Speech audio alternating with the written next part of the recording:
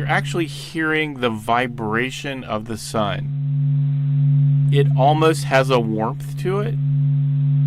It's just enough where I can almost feel the sound on my skin or on my clothes. I imagine feeling the sun, moving next to me. My name is Alex Young, and I am the Associate Director for Science in the Heliophysics Science Division here at NASA Goddard Space Flight Center. When anything material moves, waves travel through it, and the same thing happens inside the sun.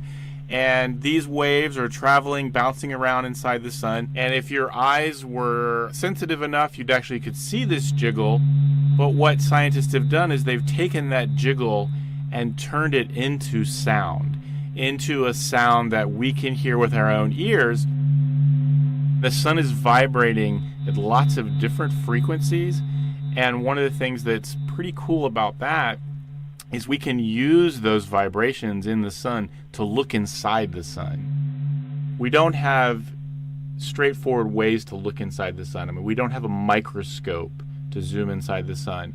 So using a star or the sun's natural vibrations allows us to see inside of it. And we can see huge rivers of solar material flowing around. We are finally starting to understand the layers of the sun and the complexity.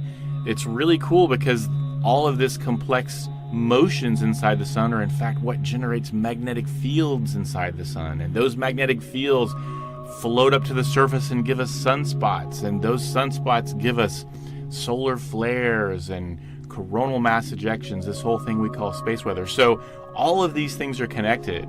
And that simple sound is giving us a probe inside of a star. I think that's a pretty cool thing.